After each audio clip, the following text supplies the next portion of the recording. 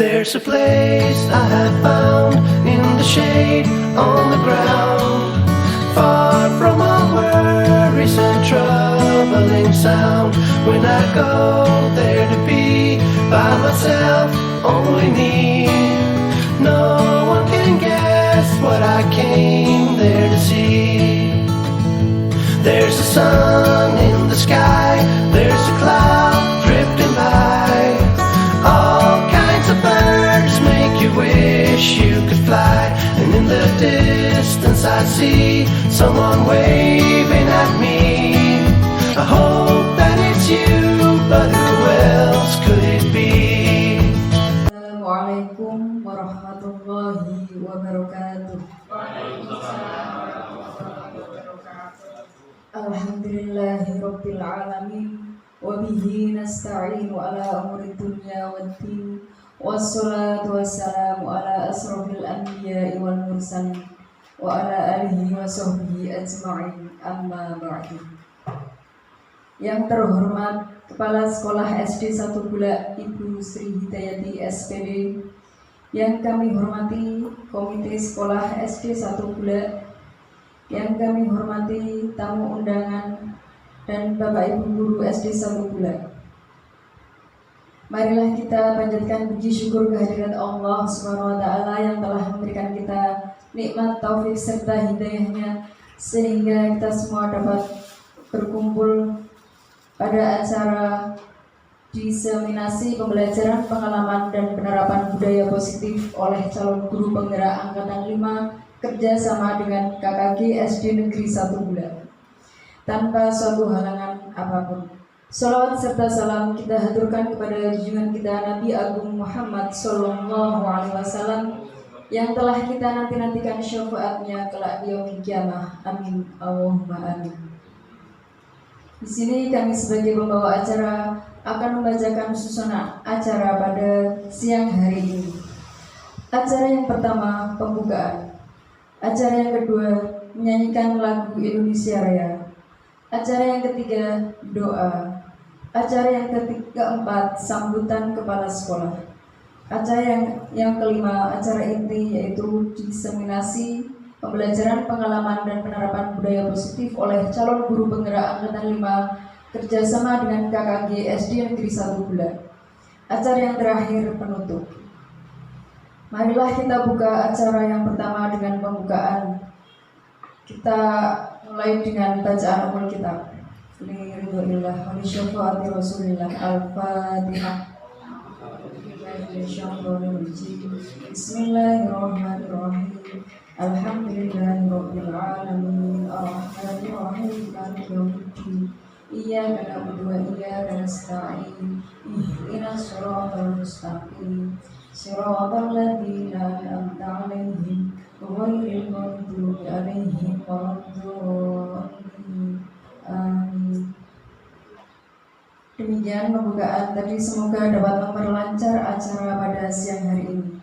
Dilanjutkan acara yang kedua, menyanyikan lagu Indonesia Raya yang akan dipimpin oleh Ibu Ivana Fajiratus Safitri SPD. Kepada Ibu Ivana disilahkan. Hadirin dimohon berdiri. Indonesia tanah airku, tanah tumpah darahku. Di sanalah aku berdiri, jadi pandu ibuku. Indonesia kebangsaanku, bangsa dan tanah airku. Marilah kita berseru, Indonesia bersatu. Hiduplah tanahku, hiduplah negeriku, bangsaku, rakyatku semuanya. Bangunlah jiwanya, bangunlah badannya untuk Indonesia Raya. Indonesia Raya, merdeka, merdeka, tanahku, negeriku yang ku cinta. Indonesia Raya, merdeka, merdeka, hidup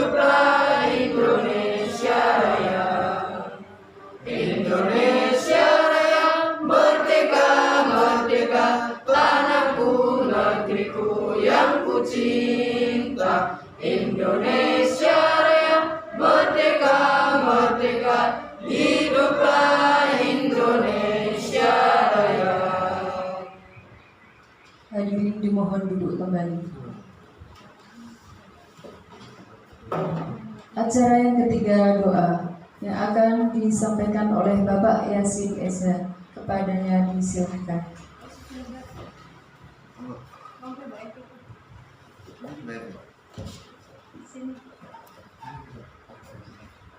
Assalamualaikum warahmatullahi wabarakatuh.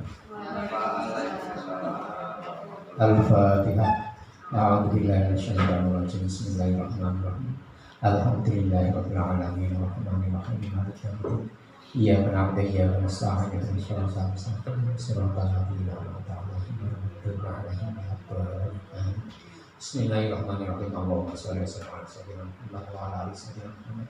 Sayyidil awwalina wal akhirin wa sallim ala sayyidina Rasulullah ajmain. Alhamdulillahirabbil alamin hamdan katsiran hamdan na'iman hamdan syakirin hamdan yuafi ni'aman katsiran ya rabbana lakal hamdu kama yanbaghi li jalali wajhika sultan. Assalatu wassalamu alayka ya sayyidi ya rasulullah ya tabaraka wa hasil nafasana wa hasil nafasana wa hasil nafasana wa hasil nafasana wa hasil nafasana wa hasil Rabbana zalamna anfusana wa lam taghfir lana wa tarhamna Rabbana atina fid dunya hasanah wa fil akhirati hasanah wa qina adzabannar. Assalamu ala sayyidina Muhammad sallallahu alaihi wasallam. Subhana rabbika rabbil izzati amma yasifun wa salamun alal mursalin walhamdulillahi rabbil alamin. Assalamualaikum warahmatullahi wabarakatuh.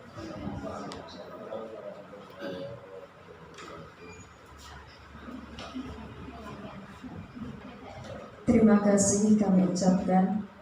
Dilanjutkan acara yang keempat, sambutan kepala sekolah kepada Ibu Sri Hidayati SPD, disilahkan.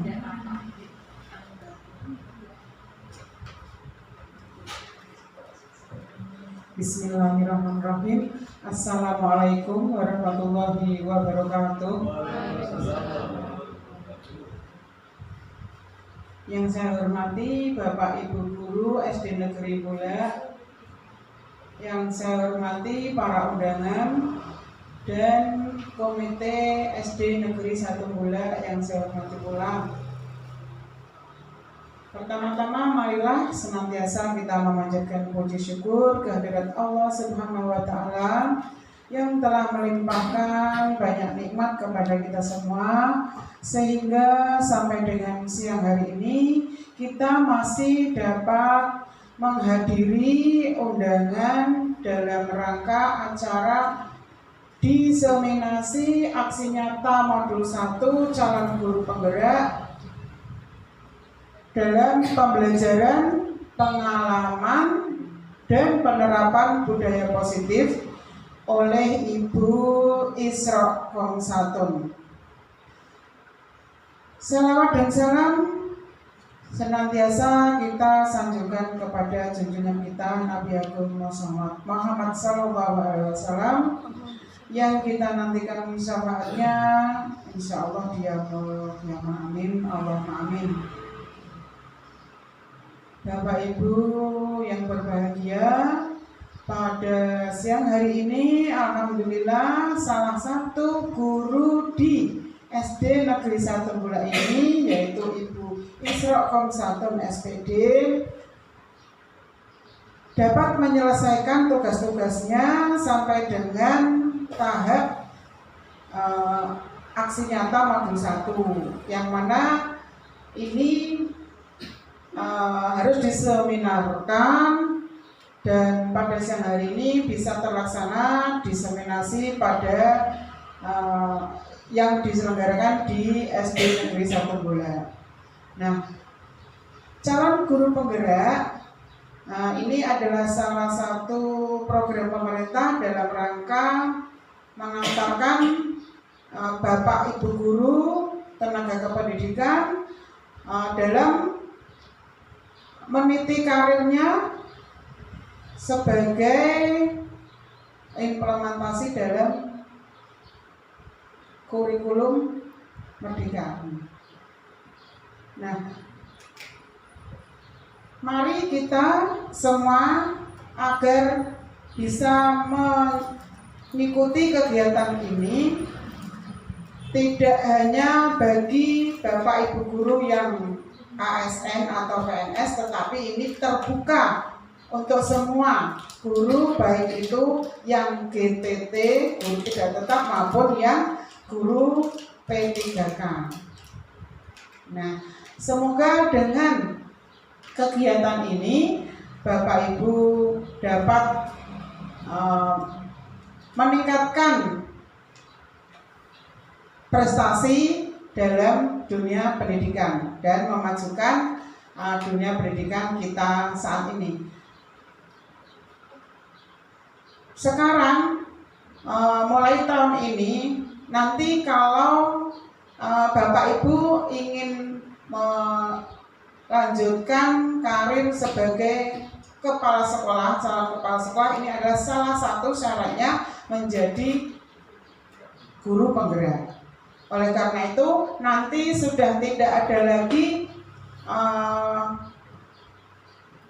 pendidikan dan latihan calon kepala sekolah seperti saya dulu, tetapi sekarang ini sudah merupakan pendidikan dan pelatihan calon kepala sekolah tersebut melalui guru penggerak ini.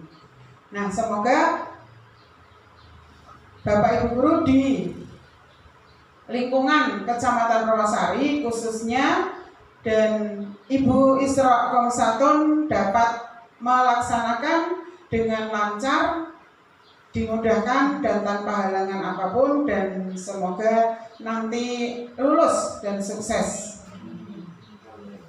Juga tidak lupa kepada para undangan, juga ini termasuk calon-calon guru penggerak ya, Ibu Evi, Ibu Dwi, Iswanti ya. Kiranya dari saya cukup ini yang bisa saya sampaikan. Mohon maaf atas segala kekurangan dan terima kasih atas segala perhatiannya. Billahi taufiq wal hidayah. Wassalamualaikum warahmatullahi wabarakatuh.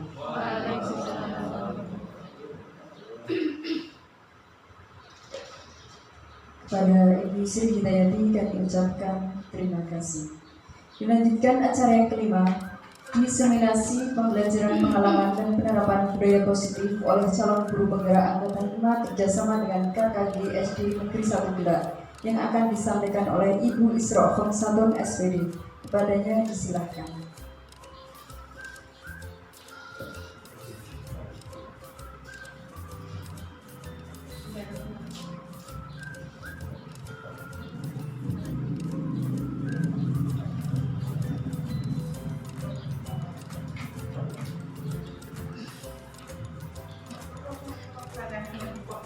Assalamualaikum warahmatullahi wabarakatuh.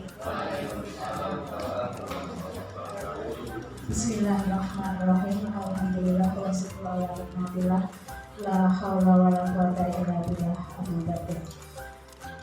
Kepada yang terhormat Ibu Kepala Sekolah SDN 1 Bularian, kepada Komite Sekolah SDN 1 Bularian yang kami hormati, kepada Bapak Ibu tamu undangan yang kami hormati, serta Bapak Ibu guru SDN 1 Bulak yang berbahagia. Pertama-tama marilah kita memanjatkan puji syukur kehadirat Allah Subhanahu wa taala. Pada siang hari ini kita masih diberi kesehatan sehingga kita dapat bertemu dalam rangka aksi nyata Modul 1 diseminasi pembelajaran, pengalaman, dan penerapan budaya positif di sekolah. Selanjutnya, sholawat serta salam mari kita haturkan atas junjungan Nabi besar Muhammad Sallallahu Alaihi Wasallam. Semoga kelak kita tergolong umatnya dan akan mendapat syafaatnya. Amin ya rabbal alamin. Bapak Ibu yang kami hormati, untuk kegiatan kita hari ini sebelumnya kita sepakati dulu ya Bapak Ibu, kegiatan ini nanti kita buat forum berbagi ya Bapak Ibu ya. Kita buat seperti forum berbagi pengalaman penerapan budaya positif. Nanti Bapak Ibu juga bisa berbagi pengalaman bersama di sini ya Bapak Ibu ya. dan nanti acara kita buat santai saja gitu Bapak Ibu, monggo sambil minum gak apa-apa. Terima kasih Bapak Ibu. Mari kita lanjutkan tentang budaya positif. Tujuan kegiatan ini untuk berbagi.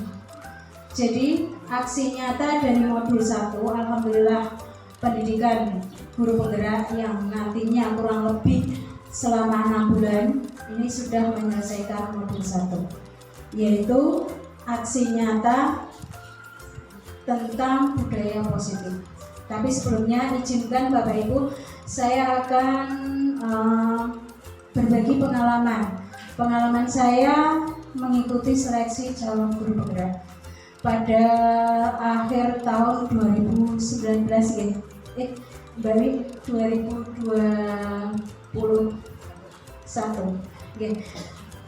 ada seleksi calon guru penggerak angkatan 5 di mana di Kabupaten Kendal dari Kepala Dinas menghimbau seluruh guru untuk mengikuti seleksi tersebut. Dan alhamdulillah di seleksi tahap pertama secara tulis kami dari Rawasari khususnya dari guru SD lolos 7 orang termasuk Ibu Dwi Iswanti, saya dan teman-teman. Dan selanjutnya dari tahap pertama dilanjut tahap kedua meliputi tes wawancara dan simulasi mengajar. Ini perjalanan calon guru penggerak yang mana seleksinya bertahap dari tahap 1, tahap 2. Nah, pada saat ini saya sedang di tahap ketiga, yaitu pendidikan. Selama kurang lebih 6 bulan. Jadi kami mohon bantuan, dukungan, dan motivasi dari Bapak Ibu semua untuk kegiatan saya ini. Dan untuk teman-teman guru yang belum mendaftar, silahkan bisa bergabung, bisa mendaftarkan diri ya. Karena pemerintah itu terus melakukan seleksi bertahap. Sekarang sudah dibuka tahap 8, 9, 10 dengan kuota lebih besar lagi. Kesempatan Bapak Ibu akan lebih banyak dan lebih luas. Monggo Bapak Ibu semangat. Karena apa? Guru penggerak ini merupakan transformasi pendidikan atau pemimpin perubahan. Jadi di Indonesia itu sudah mengalami perubahan dalam pendidikan. Jadi kita sebagai guru harus ikut berubah. Tidak hanya muridnya, jadi guru itu harus punya perubahan paradigma baru tentang pendidikan. Semangat Bapak Ibu, terima kasih kepada Ibu Dwi Iswanti dan Ibu Evi yang mana pada kesempatan ini beliau sudah berada di tahap 2 angkatan 7 dan sebentar lagi ada pengumuman menunggu pengumuman ya Bu Evi Semoga kita doakan bersama beliau bertiga dengan Bu Anis bisa lolos di tahap 2 dan melanjutkan ke tahap 3 yaitu pendidikan. Selanjutnya, budaya positif di sekolah itu merupakan keyakinan atau asumsi dasar yang tumbuh dan berkembang sesuai dengan nilai-nilai yang dianut dan diyakini di sekolah. Budaya positif berupa kebiasaan-kebiasaan yang sudah disepakati bersama dan dijalankan dalam waktu yang lama dan mempertimbangkan kodrat anak. Nah ini kodrat anak. Sekarang paradigmanya itu sesuai filosofi Ki Hajar Dewantara, yaitu kita bisa melaksanakan pendidikan dengan berpusat pada murid. Kurikulum Merdeka Belajar. Kurikulum Merdeka Belajar semuanya berpusat pada murid dan guru hanya sebagai penuntun kodrat anak, kodrat yang sudah ada pada anak, sesuai kodratnya masing-masing, kodrat zaman maupun kodrat alam. Kodrat zaman sekarang yaitu anak-anak berada di era 21, era digital, era teknologi. Mari kita persiapkan anak-anak kita untuk masa depan mereka. Mereka akan tumbuh berkembang pada zamannya nanti. Dari sinilah kita membekali mereka sesuai kodratnya. Jadi Bapak Ibu juga meskipun kita sebagai guru, kita perlu membekali diri. Terus membekali diri, meningkatkan kompetensi diri sebagai pembelajar sepanjang hayat. Jadi pada kesempatan ini, pada kurikulum sekarang itu yang dituntut belajar tidak hanya muridnya, jadi gurunya pun dituntut untuk belajar dari mana saja, di mana saja. Kalau filosofi Ki Hajar Dewantara itu mengatakan semua rumah adalah sekolah, semua orang adalah guru. Jadi kita bisa belajar dengan siapa saja. Kalau Revo itu belajar dari mana saja dan di mana saja ya Mbak Wi ya. Terus kalau yang rumah belajar kayak atau pandemi kemarin itu belajar di mana saja, kapan saja, dan dengan siapa saja. Itu sudah mulai ada sejak ada pandemi. Jadi anak-anak belajar pun tidak harus di sekolah. Lingkungan sekolah itu juga menjadi sumber belajar. Paradigmanya dulu kalau kita beranggapan bahwa pendidikan itu berpusat pada guru, tapi sekarang tidak lagi. Pendidikan berpusat pada murid. Apa yang kita lakukan? Semua yang kita lakukan untuk mendidik murid mencapai kebahagiaan dan keselamatan setinggi-tingginya. Ini sesuai filosofi Ki Hajar Dewantara. Kembali ke tentang budaya. Budaya dari SDN 1 Bulak sudah kami laksanakan beberapa kegiatan, diantaranya budaya antri untuk menciptakan kedisiplinan dalam mengantri ataupun menjaga kesehatan, termasuk dengan teman kita tanamkan nilai kerukunan. Ada etika juga, ketika makan itu diusahakan sambil duduk, tidak berdiri. Itu dari anak-anak kita tanamkan nilai-nilai seperti itu, maupun membiasakan diri membuang sampah pada tempatnya. Konsep budaya positif nanti yang akan disampaikan meliputi 6 konsep, yaitu paradigma stimulus respon, konsep disiplin positif, keyakinan kelas, pemenuhan 5 kebutuhan dasar manusia, 5 posisi kontrol, dan segitiga restitusi. Bapak Ibu yang kami hormati, ini pengalaman saja. Untuk pendidikan guru penggerak itu nanti menyelesaikan 3 modul. Dan dari 3 modul itu, per modulnya ada sub-sub modulnya. Dari modul 1, submodul yang pertama yaitu filosofi Ki Hajar Dewantara. Yang kedua, nilai dan peran guru penggerak. Yang ketiga, visi guru penggerak. Dan yang keempat yaitu budaya positif.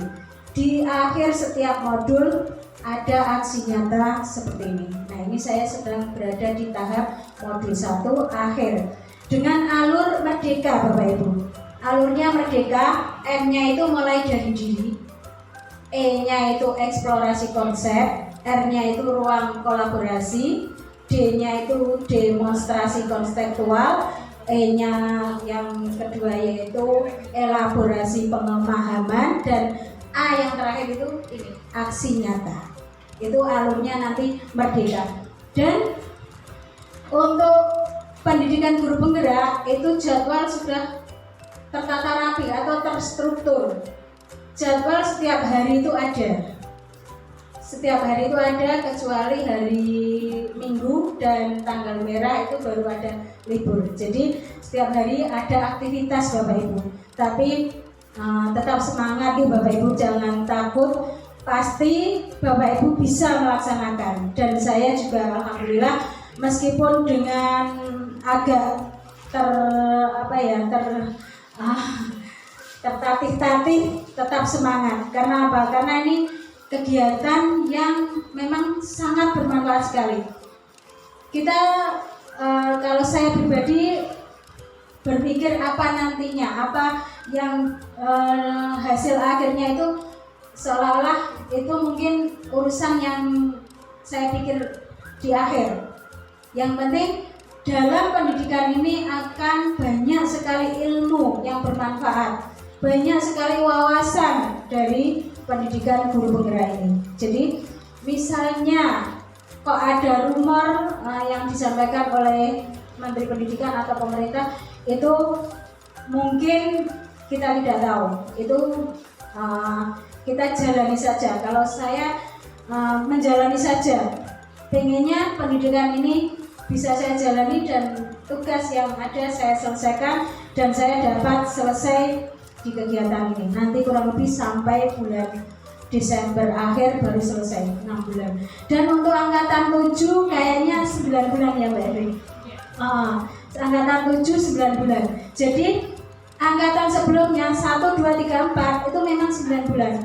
Tapi khusus angkatan 5 hanya 6 bulan. Sehingga kegiatannya itu lebih padat. Kegiatannya, tugas-tugasnya lebih padat. Kalau di angkatan berikutnya kemungkinan 9 bulan dan kemungkinan lagi angkatan 8, 9, 10 itu malah 9 bulan. 11 bulan.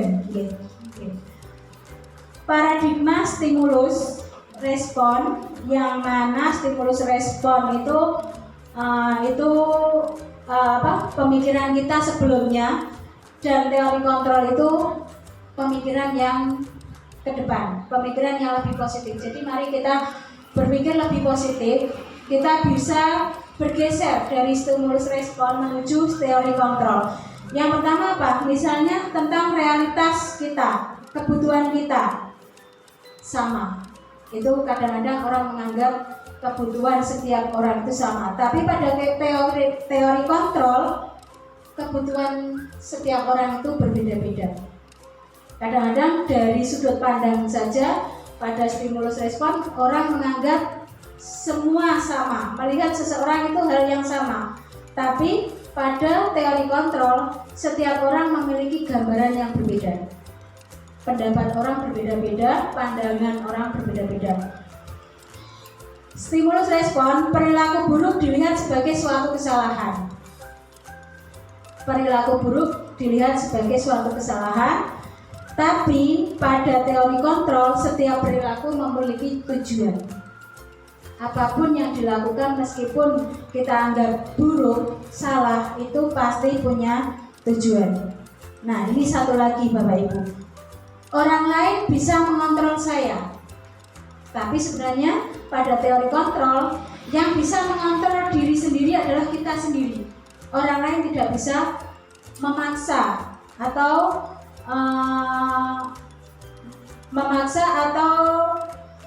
memaksakan seseorang, misalnya sebagai guru, memaksakan muridnya untuk mencapai KKM, untuk anak-anak, kamu harus bisa, kamu harus pintar, kamu harus juara. Itu seperti memaksa, mengontrol orang lain. Tapi sebenarnya yang bisa mengontrol diri sendiri adalah kita.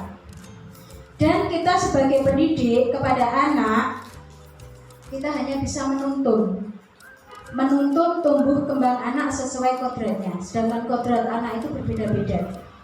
Terkadang anak dikodratkan atau terlahir memang mempunyai pemahaman tingkat tinggi, tapi ada beberapa anak juga mempunyai pemahamannya tingkat rendah. Nah, ini dalam pendidikan guru penggerak yang kemarin baru saja saya dapat itu tentang diseminasi, bukan, tentang diferensiasi. Jadi ada istilah pendidikan diferensiasi, pendidikan yang bisa diberikan ke anak itu secara berbeda-beda.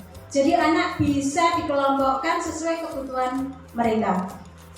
Misalnya kebutuhan anak yang tingkat pemahamannya rendah, mungkin kita kelompokkan sendiri, dan yang memiliki tingkat pemahaman lebih daripada temannya kita bisa kelompokkan lagi. Jadi pembelajaran yang kita berikan juga berbeda dengan metode yang berbeda. Kita berikan kepada mereka yang mungkin kesiapan belajarnya masih kurang, membacanya masih kurang, kita punya metode sendiri untuk mereka. Dan kepada mereka yang sudah lancar membaca, itu melakukan diferensiasi. Ini salah satunya di kegiatan guru penggerak. Konsep disiplin positif. Konsep disiplin positif merupakan pembahasan tentang disiplin. Disiplin itu pasti setiap sekolah memberi aturan atau memberi catatan tentang disiplin. Disiplin itu apa Bapak Ibu? Disiplin itu selalu berkaitan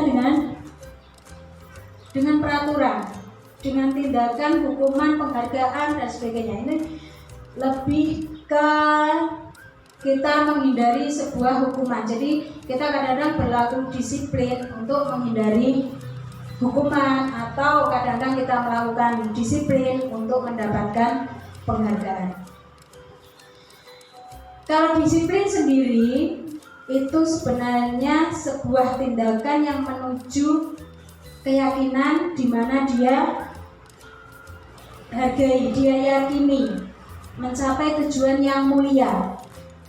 Tujuan yang mulia di sini maksudnya apa? Nilai-nilai kebajikan universal.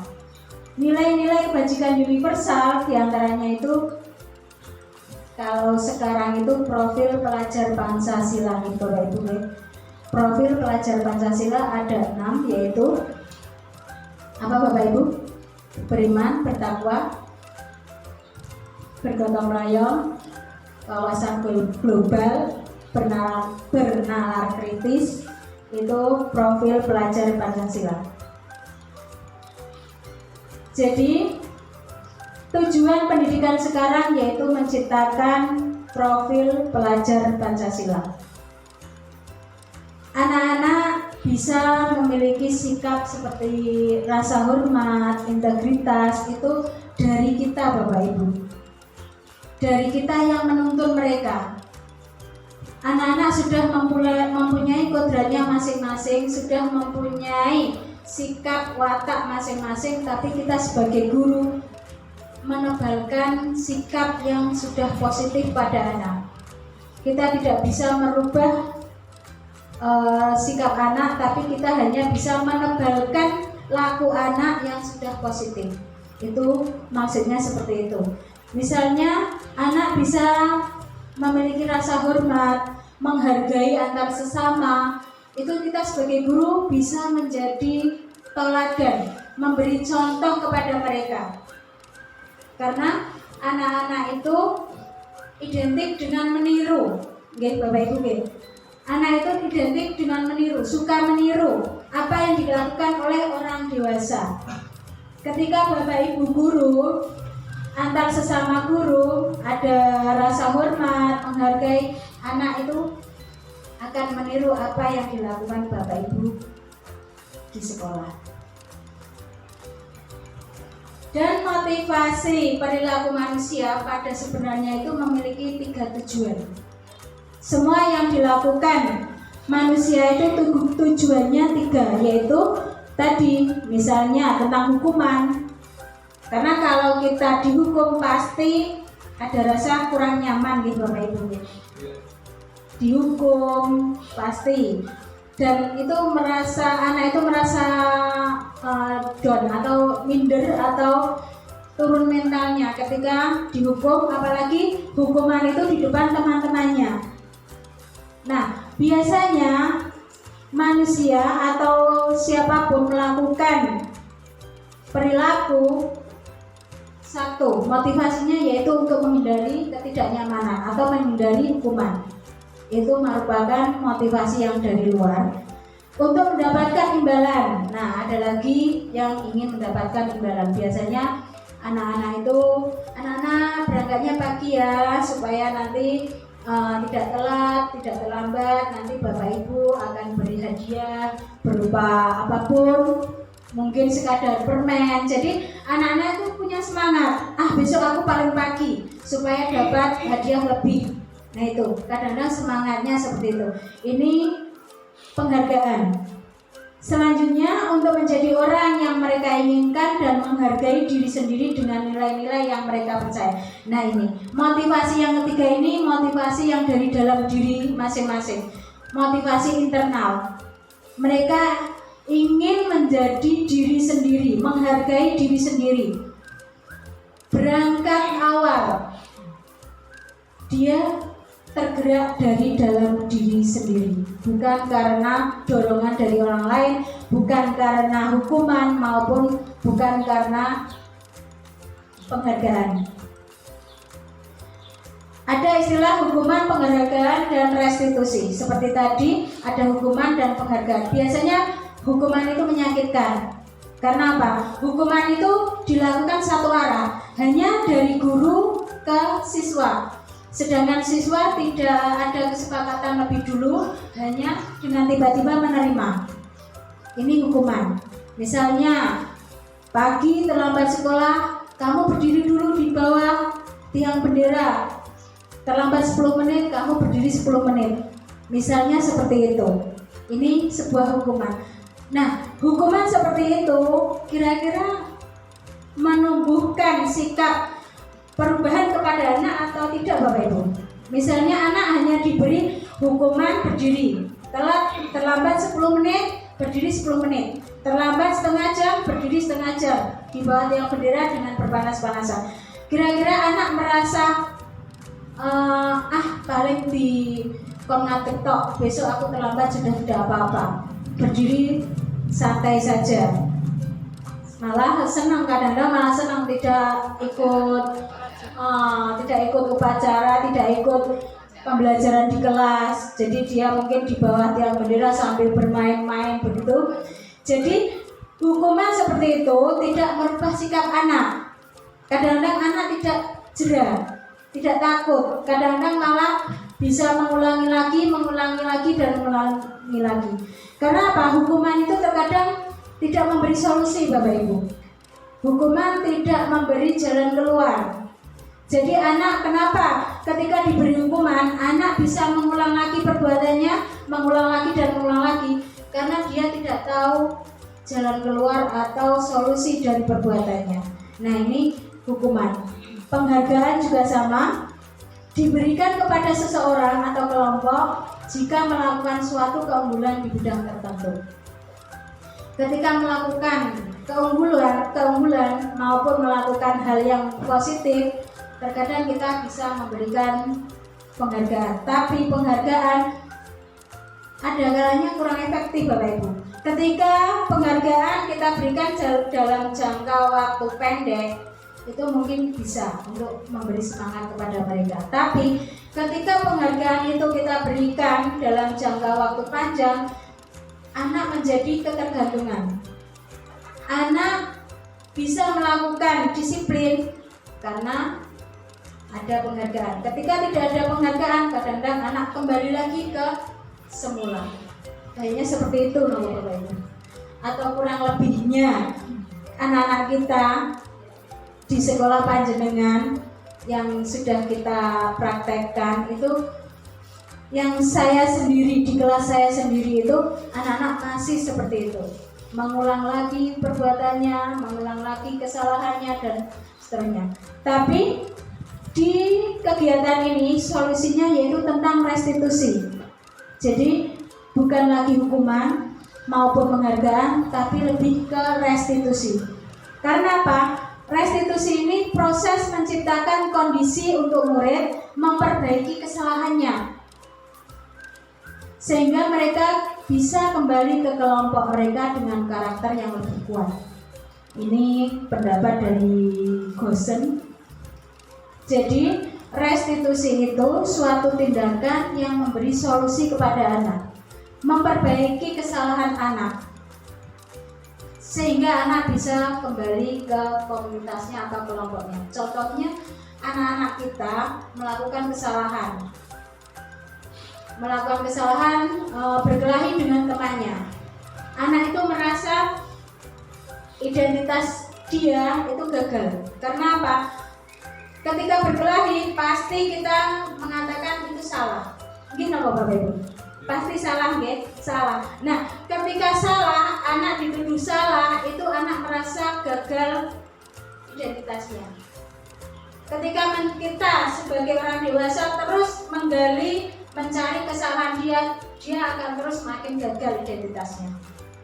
Nah, dalam restitusi ini nanti kita akan kenal dengan segitiga restitusi. Dari segitiga restitusi ini kita tidak menggali kesalahan anak, tapi kita mencari solusi tadi, mencari jalan keluar supaya anak tidak mengulang lagi. Nah ini, mari kita Bapak Ibu, hukuman bisa kita ubah perlahan-lahan menjadi sebuah restitusi. Nah ini Bapak Ibu, jadi identitas gagal itu pada hukuman. Biasanya kalau anak-anak dihukum, Bapak Ibu pernah mempunyai pengalaman dulu ketika sekolah Bapak Ibu. Misalnya dengan Bapak Ibu guru, ketika kita melakukan kesalahan, apa yang dilakukan Bapak Ibu guru? Ada nggih Bapak Ibu? Ada. Contohnya seperti apa? Apa yang dilakukan Bapak Ibu? Itu hukumannya edukasi. Mengedukasi misalkan membersihkan taman yang ada di dalam sekolah. Jadi sampai anak itu sekolahnya itu bersih, mereka dia juga oh iya, kalau saya tidak mengerjakan PR, nanti saya tidak disuruh lagi ya membersihkan halaman sekolah. Gitu. Padahal itu menurut dia kan, wah itu pekerjaannya menjaga sekolah. Gitu. Itu pengalaman Bapak Ibu. Jadi kita zaman sekolah pasti punya pengalaman sendiri-sendiri. Ada yang pengalaman itu menyenangkan, menyedihkan, membuat kadang-kadang ada juga pengalaman itu membuat kita seolah dendam dengan Bapak Ibu guru dulu ya. Misalnya istilahnya kalau dulu itu dihukum dengan membersihkan kamar mandi, itu kayaknya dulu juga biasa dilakukan di Bapak Ibu ya.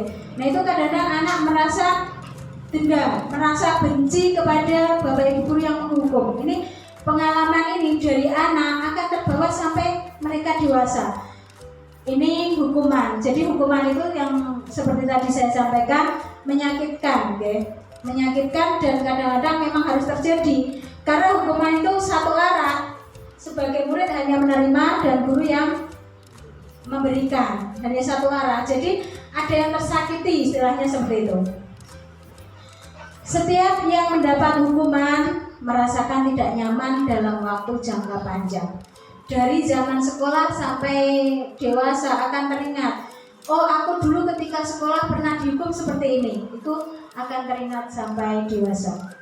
Tapi pada konsekuensi maupun restitusi, sesuatu yang menyakitkan yang harus terjadi seperti hukuman tadi, pada konsekuensi itu sesuatu yang harus terjadi, bukan menyakitkan. Tapi pada restitusi merupakan pilihan. Merupakan pilihan itu maksudnya apa? Merupakan pilihan itu maksudnya sebenarnya kejadian itu kita bisa memilih hal yang lebih baik lagi. Tidak melaksanakan hal yang salah itu, tapi hal yang salah itu sebenarnya ada hal yang lebih baik yang dapat kita lakukan. Itu maksudnya pilihan. Korban mendapatkan keadilan, tapi kalau konsekuensi korban bisa diabaikan.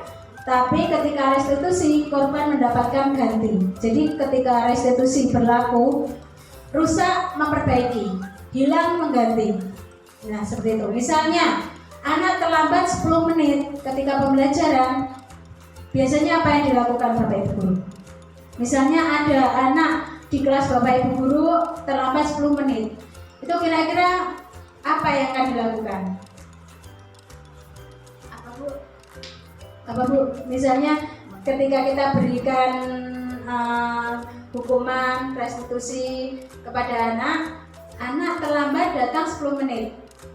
Biasanya Bapak Ibu guru melakukan apa kepada anak itu? Memberikan anak itu ditanya dulu alasannya apa? Iya. Jadi mengenal anak latar belakang dulu lah. Iya. Kenapa dia terlambat Pendekatan, seperti iya. itu? Pendekatan dulu. Kalau juga diberi pengertian, tahu nggak akibatnya seperti itu. Iya, benar sekali. Kesepakatan dan hukumannya apa kalau misalkan. Benar sekali. Ya, jadi kita bisa melakukan, kalau di restitusi ada tadi istilah korban mendapatkan keadilan dan korban mendapatkan ganti. Maksudnya apa? Maksudnya kita kamu tidak terlambat, kenapa kamu sampai siang baru ke sekolah dan sebagainya.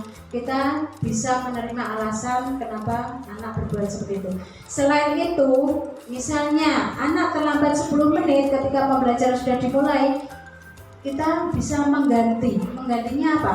Menggantinya ketika pembelajaran dan sudah selesai, anak yang lain boleh istirahat.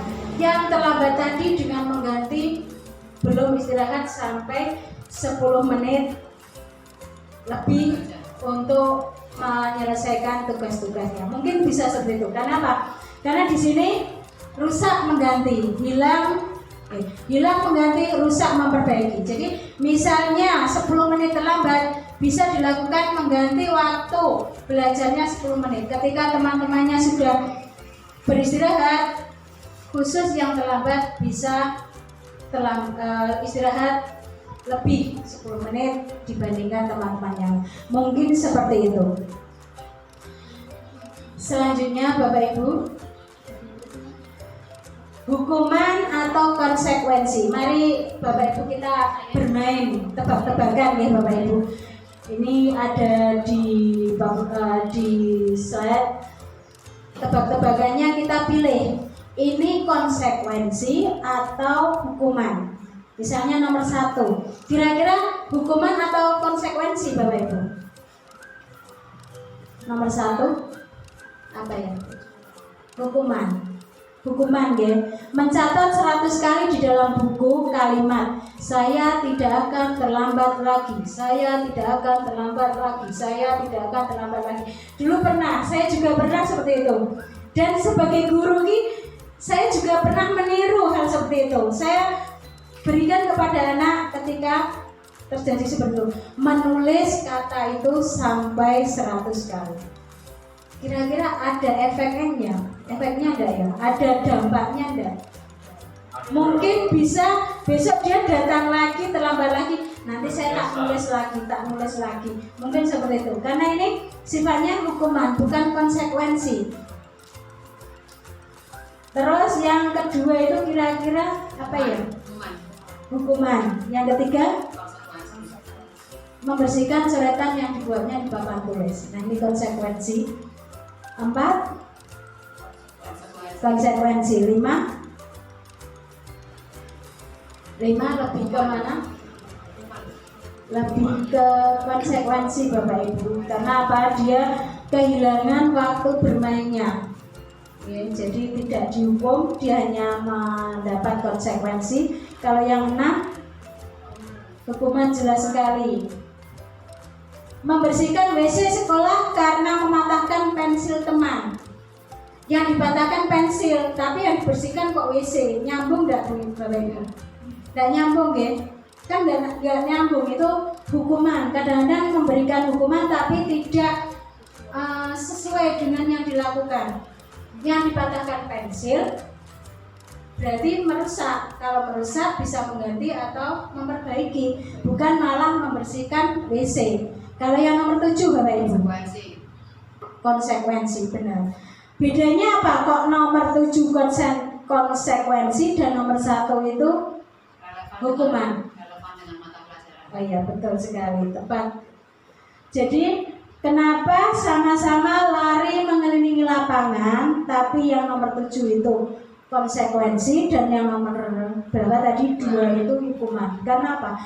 Relevan kegiatan olahraga. Jadi ini Pak Sis mungkin, Pak Siswati ini mungkin guru olahraga bisa. Pemanasan karena materinya PJOK, sesuai materinya. Ini coba Bapak Ibu bisa dilihat, ada sebuah kasus Ibu Anas.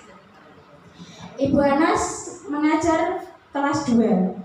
Nah itu seperti itu. Jadi anak akan diberikan penghargaan berupa bintang besok, selanjutnya dan selanjutnya. Tapi apa yang terjadi? Ketika tidak diberi bintang, anak kembali lagi seperti semula. Tidak tertib, tidak mau beratur dan sebagainya. Ini sebuah penghargaan. penghargaan kadang-kadang malah menghukum bagi anak, karena anak menjadi tergantung dengan penghargaan. Ketika anak diberi penghargaan, dia semangat, termotivasinya karena penghargaan tersebut. Berbeda lagi ketika tidak ada penghargaan, anak kembali seperti semula. Lanjut Pak Adi.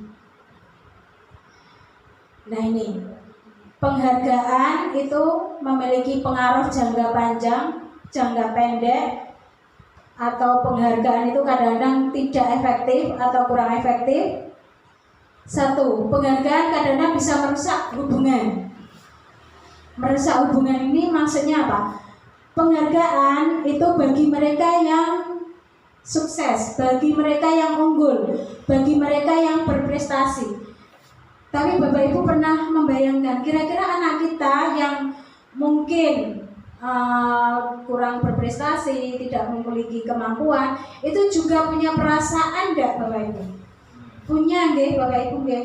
Pasti merasa kok dia terus sih yang mendapat penghargaan, kok saya tidak pernah. Sedangkan yang tidak mendapat penghargaan kadang-kadang memiliki kemampuan yang tidak bisa melebihi mereka yang mendapat penghargaan. Jadi kadang-kadang timbul rasa iri. Dan iri ini biasanya menimbulkan persaingan juga, dendam, persaingan. Dan persaingan itu biasanya juga negatif nantinya, kurang baik bagi lingkungan sekolah. Nah, penghargaan menghukum itu seperti halnya hampir sama. Kita menghukum itu hampir tidak ada bedanya dengan kita memberi penghargaan, tidak ada bedanya dengan kita memberi hukuman. Karena apa? Kita memberi penghargaan seperti kita mengendalikan seseorang. Setiap orang tidak ingin dikendalikan. Okay? Kita saja tidak ingin dikendalikan. Kita saja tidak ingin orang lain mengontrol diri kita, Bapak Ibu. Jadi penghargaan itu lebih menghukum kepada mereka yang mendapat penghargaan. Jadi seperti perbedaan antara penghargaan dan penghukum itu selisih sedikit atau tidak ada bedanya, seperti itu. Restitusi, kembali tadi, restitusi itu mencari solusi, mencari solusi hal yang lebih baik, tindakan yang lebih baik dari anak tersebut yang melakukan kesalahan, untuk melihat ke dalam diri. Restitusi kita melihat adanya ketidakselarasan antara tindakan murid yang berbuat salah dan keyakinan mereka tentang orang seperti apa yang mereka inginkan. Jadi restitusi itu menuntun anak itu merefleksi diri sendiri, melihat ke dalam diri sendiri, sehingga dia bisa melakukan hal yang lebih positif, yang lebih baik untuk kedepannya. Jadi restitusi ini tidak menghukum, tapi memberi solusi, dan anak ini bisa memahami tindakannya. Anak diberi pengertian, benarkah tindakan saya seperti ini? Nah, ini anak mengoreksi diri sendiri, jadi tidak mengulang perbuatannya lagi yang salah. Terus selanjutnya konsep keyakinan kelas. Bapak Ibu, di sini ada keyakinan kelas. Untuk keyakinan kelas itu biasanya dilaksanakan sebelum pembelajaran atau tahun ajaran baru. Kita buat keyakinan dulu, di mana keyakinan ini meliputi nilai-nilai yang positif.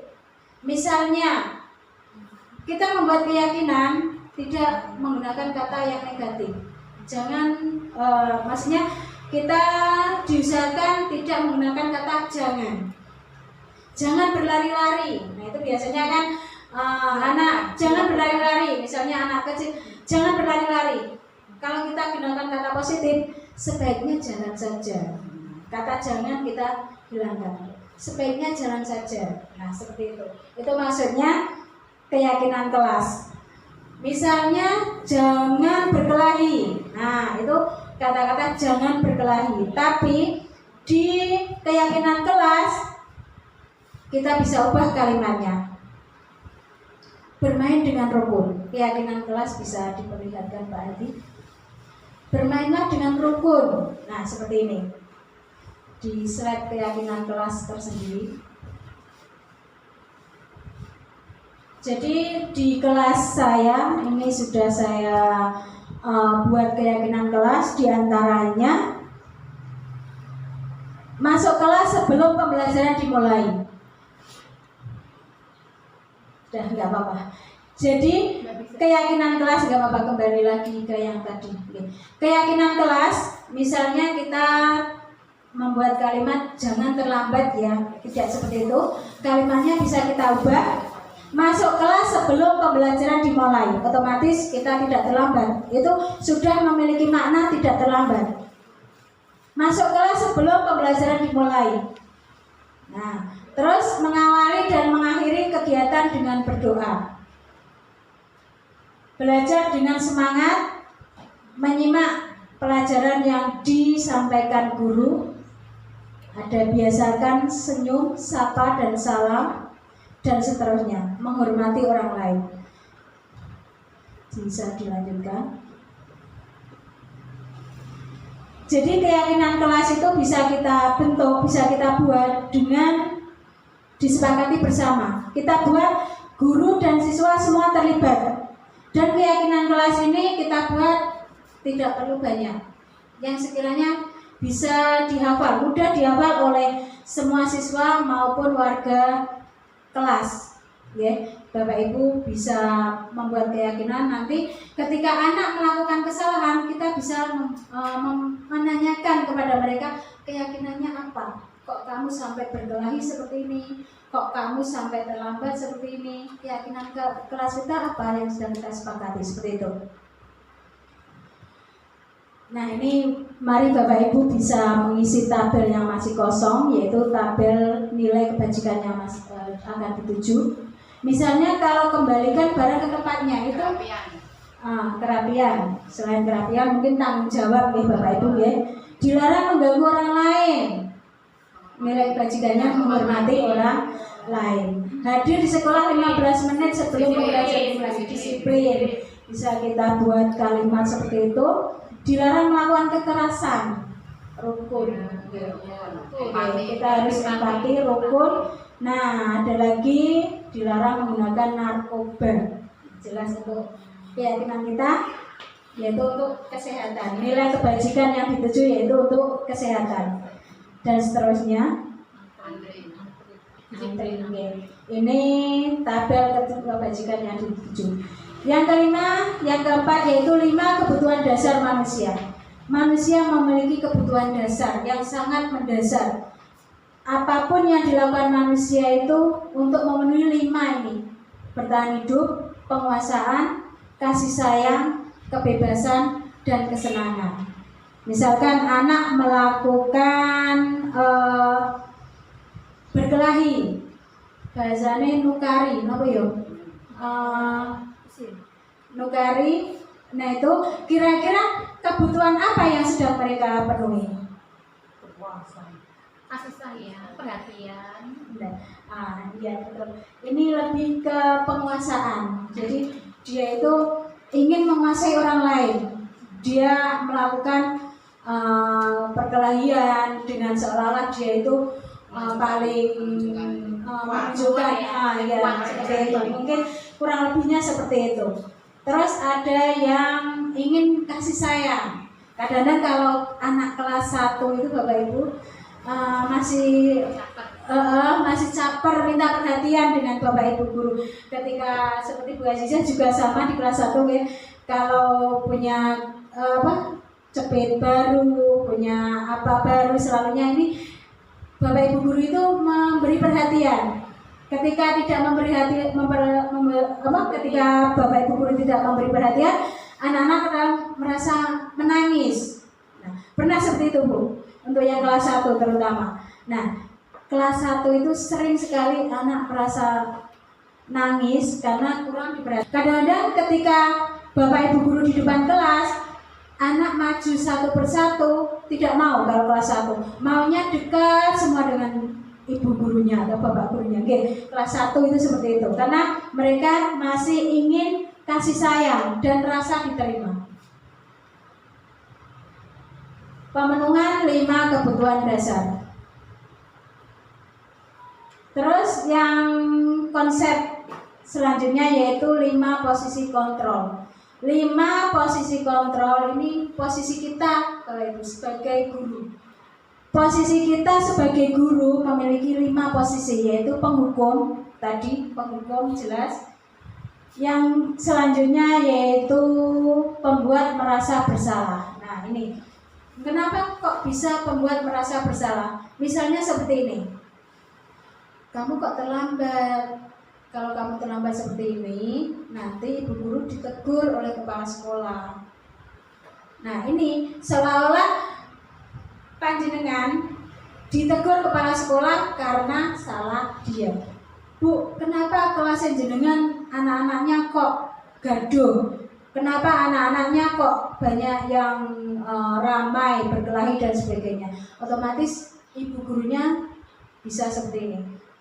Kenapa kamu tadi ramai? Sehingga kepala sekolah tadi menegur kelasnya kok ramai. Anak-anak merasa salah karena ibu gurunya tadi, bapak ibu gurunya tadi ditegur oleh kepala sekolah. Ini pembuat orang merasa bersalah. Nah, kalau ini teman. Kalau teman itu biasanya bisa juga. Kalau teman itu lebih, kita sebagai teman, meskipun kita guru dan anak, kita pun bisa seperti teman, bisa melalui kedekatan dengan kata-kata yang lembut. Tapi ketika anak di posisi teman, guru sebagai posisi teman, anak menjadi ketergantungan, seolah-olah seperti melonjak sikap anak dengan posisi kita menempatkan sebagai teman. Sebagai pemantau itu selalu sesuai aturan. Misalnya sekolah kita itu mulai pembelajaran jam 7. Kenapa sekarang kamu 7.15 baru sampai? Kamu tahu aturannya enggak? Nah itu pemantau, selalu mengaitkannya dengan peraturan yang ada. Misalnya ketika yang sekolah SD sini yang dilakukan itu tentang upacara bendera Bapak Ibu. Upacara bendera pagi banyak yang tidak memakai topi, dasi. Nah itu biasanya kita sebagai pemantau. Nah dari 5 posisi ini yang paling sesuai untuk kita yaitu manajer. Posisi yang paling tinggi Bapak Ibu. Jadi manajer itu melakukan pendekatan dengan melakukan pertanyaan-pertanyaan. Oke Bapak Ibu. Lanjut.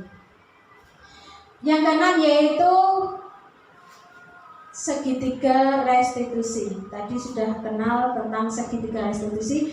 Nah, di sini juga ada segitiga restitusi. Meliputi yang pertama, validasi tindakan yang salah, menstabilkan identitas dan menanyakan keyakinan. Segitiga restitusi itu sebenarnya melakukan pendekatan kepada anak.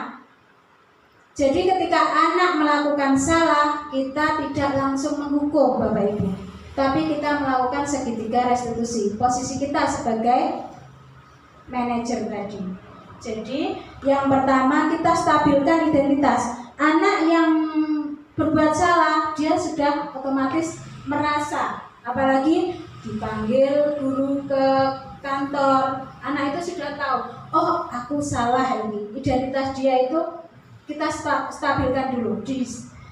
Distabilkan identitasnya, bisa kita sampaikan kalimat-kalimat misalnya seperti ini. Kita sebagai manusia memang bisa melakukan kesalahan.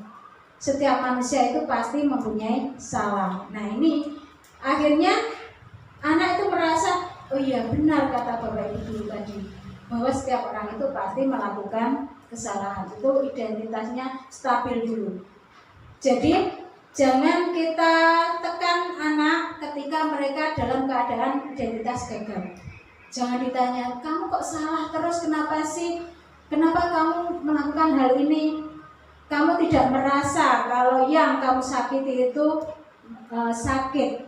Kamu tidak merasa mereka menjadi sedih, menangis dan sebagainya. Itu salah yang kita tekankan kepada anak. Tapi ketika kita menstabilkan identitas, kita beri pertanyaan, kita ajak bicara secara baik-baik. Berbuat salah itu memang wajar. Setiap orang pasti melakukan kesalahan. Itu diantaranya menstabilkan identitas. Nah, ini kata-kata yang bisa kita berikan Bapak Ibu ketika menstabilkan identitas kepada anak. Bisa kita simak bersama-sama. Jadi anak setelah mendengar kata-kata ini, biasanya anak itu merasa stabil identitasnya. Memvalidasi tindakan yang salah. Nah, ini memvalidasi tindakan yang salah. Memvalidasi. Kita membenarkan kepada anak itu bahwa tindakan salah itu valid, tapi dengan cara yang tepat. Padahal kamu bisa melakukan yang lebih buruk dari ini. Maksudnya apa? Maksudnya seperti kejadiannya seperti ini. Anak melakukan berkelahi dengan temannya. Misalnya dia merasa tersinggung, sehingga dia memukul kepada anaknya sampai memukul seperti itu. Saking marahnya dalam diri dia. Kita menyelami ke dalam diri dia, padahal kamu bisa melakukan yang lebih buruk dari hal ini. Maksudnya kita selami dulu, kita masuk ke pikiran dia dengan mengatakan mungkin dia ketika marah, ketika dendam tidak hanya memukul saja, bisa melakukan hal yang lebih buruk. Kita selami dulu. Nah, setelah itu kita berikan pertanyaan-pertanyaan yang lebih menyadarkan terus dan terus. Kamu pasti punya alasan mengapa melakukan hal itu dan seterusnya. Ini Bapak Ibu bisa kita lakukan dari anak-anak itu supaya anak itu merasa ada solusi kepada mereka, tindakan mereka. Selanjutnya tadi menuju ke keyakinan kelas. Jadi pada keyakinan kelas ini bisa Bapak Ibu lihat, ini kata-kata yang bisa menuju untuk menanyakan keyakinan kelas. Monggo Bapak Ibu dari materi yang sudah tersampaikan tadi bisa dilanjut dengan tanya jawab. Monggo silakan. Penghargaan atau reward ya Bu. Sepertinya yang pernah saya dengar, kita memberikan reward kepada anak supaya anak menjadi lebih bersemangat, katanya seperti itu. Tapi kok dari penjelasan tadi, sepertinya penghargaan itu akan membuat anak menjadi yang mendapat merasa bangga, kemudian yang belum mendapat akan merasa rendah hati ya. Nah, itu sebaiknya apakah reward tersebut tetap kita berikan kepada anak atau bagaimana agar untuk anak menjadi lebih bersemangat lagi ya. Terima kasih, itu saja yang ingin saya tanyakan. Wassalamualaikum warahmatullahi wabarakatuh.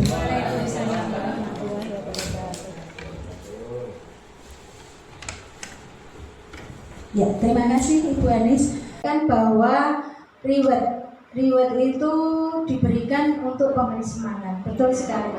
Kita kepada anak supaya anak lebih semangat pasti ada rewardnya. Tapi di pembelajaran ini memang kita bisa melakukan itu perlahan-lahan. Jadi apa yang kita lakukan, misalnya dari kita akan melakukan perubahan, kita tidak bisa secara langsung Bapak Ibu.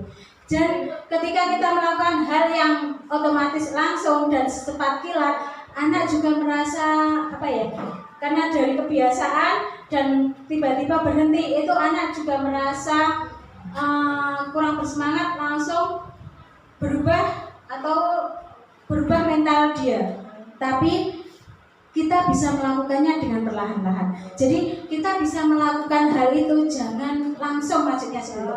Misalnya yang kebiasaan lama kita berikan dalam waktu lama, tapi kita ubah dari perlahan-lahan, jangan sampai anak itu merasa oh bu guru kok maringi hadiah yo. Nah itu anak jemale saya sekarang nggak semangat meneh lah, tidak seperti itu. Jadi memang paradigma ini kita masih sulit untuk melaksanakan Bapak Ibu karena sudah menjadi kebiasaan tadi, sudah menjadi budaya tadi. Jadi kebiasaan yang akan kita rubah secara cepat akan sulit sekali. Pasti saya sendiri juga merasakan sulit karena anak akan lebih semangat dengan reward. Anak akan menjadi termotivasi, semangat, dan kayaknya bersaing juga sih. Dan kadang-kadang memang persaingan itu positif Bapak Ibu. Persaingan positif, terutama apa? Misalnya ingin dapat nilai tinggi, itu kan positif, menjadi semangat belajarnya tinggi. Nah itu positif juga, bagus juga. Tapi karena ini sudah ada transformasi tentang paradigma, kita beralih ke restitusi, kita bisa melakukannya tapi dengan perlahan-lahan, bisa dilakukan dengan cara yang mungkin kita bisa melakukan peralihannya itu apa? Misalnya ketika hari ini memberikan reward 5 kali, 6 kali misalnya, kita berikan, kita kurangi, dalam hari berikutnya kita kurangi, berikutnya sampai, nah itu mungkin seperti itu. Mungkin dari Bapak Ibu yang lain punya jawaban lain, silakan Bapak. Monggo, ada Bapak Ibu atau sudah cukup? Ya, terima kasih. Jadi Bapak Ibu yang kami hormati, tujuan budaya positif kita yaitu tentang kenyamanan kelas. Yang kita inginkan kelas kita menjadi nyaman, aman, damai, sehingga pembelajaran berlangsung dengan lancar dan anak-anak pun bisa memahami apa yang kita sampaikan.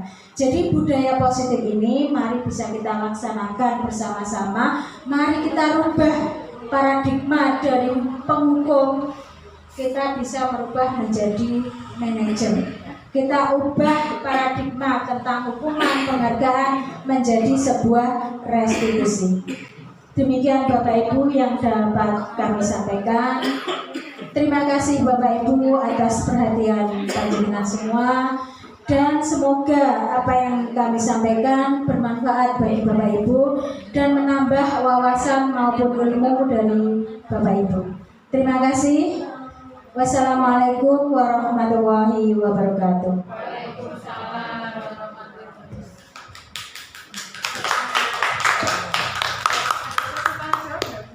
Demikian tadi diseminasi pembelajaran pengalaman dan penerapan budaya positif oleh calon ibu penggerak oleh Bu Isra Khamsatun SPDSD. Semoga apa yang Bu Isra Khamsatun paparkan dan dijelaskan dapat memberi manfaat bagi kita semua. Alhamdulillah, acara demi acara telah kita lalui bersama.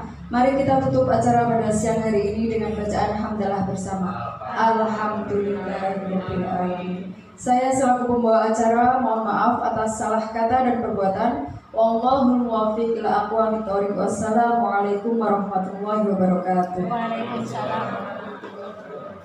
There's a place I have found in the shade on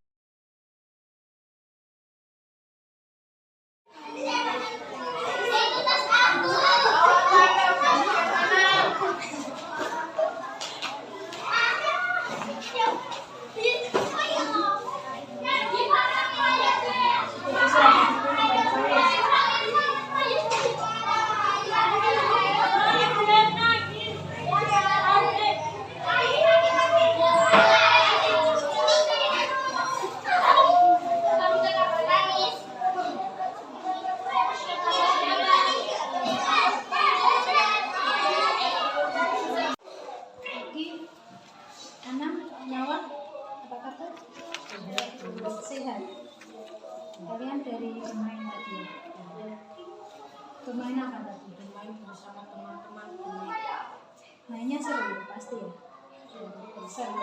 Ada masalah dalam bermain? Tidak, yakin tidak ada masalah.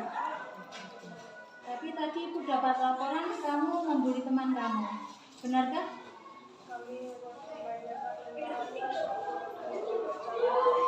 Bercanda dengan lempar tas gitu. Terus itu tas adik, benar? Apa yang terjadi dengan adik? Menangis. Menangis. Kami juga bermaksud untuk dia menangis. Gak apa-apa sih. Kita berbuat salah itu hal biasa. Yusra pun kadang juga berbuat salah. Yusra tidak mempermasalahkan kesalahan kalian. Yusra hanya ingin mari kita bersama-sama bicara untuk mencari jalan keluar dari masalah ini. Kalian melakukan itu pasti ada tujuannya ya. Pasti ya. Apa tujuan kalian? Senang. Pasti senang kalau kita bermain dengan teman rame-rame itu senang ya rasanya ya. Karena bermain kamu merasa senang itu memang hak kamu, benar. Hak setiap anak itu untuk bermain dan merasa senang itu semua anak mempunyai hak. Tapi kita bermain tidak harus merugikan orang lain. Oke? Kita tidak harus merugikan orang lain ketika kita sedang bermain. Mungkin adik merasa tidak nyaman atau kurang senang ketika tasnya dilempar-lempar seperti itu. Jadi kira-kira ada tidak cara lain selain bermain seperti itu? Bermain yang merugikan orang lain, ada tidak kira-kira? Ada. Apa kira-kira?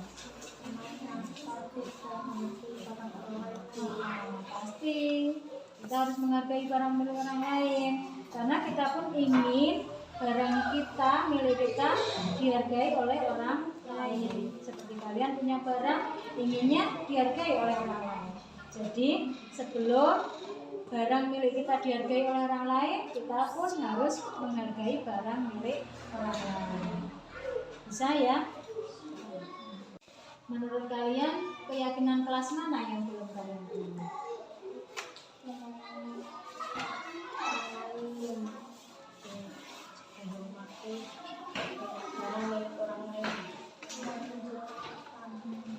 Menghargai juga.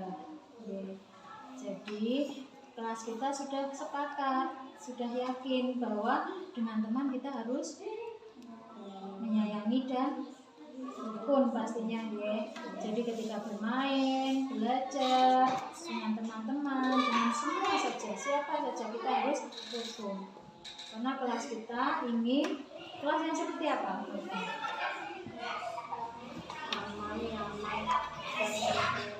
Rukun, aman, nyaman, semuanya tidak ada permusuhan, tidak ada yang menangis, tidak ada yang dendam. Benar seperti itu kan? Keinginan kamu seperti itu, kelas yang seperti itu kan dalam belajar. Jadi kita bisa belajar dengan nyaman kalau suasana kelas itu rukun dan damai. Benar kan? Kira-kira apa yang akan kalian lakukan supaya kelas itu tetap rukun, nyaman, dan damai? Apa yang dengan teman saling menyayangi. Jadi kita tidak perlu merugikan orang lain, kita tidak perlu membuli orang lain, karena hal itu membuat orang lain merasa tidak nyaman, terus tidak nyaman. Jadi orang yang dibuli itu pasti rasanya tidak nyaman sampai dia menangis gitu.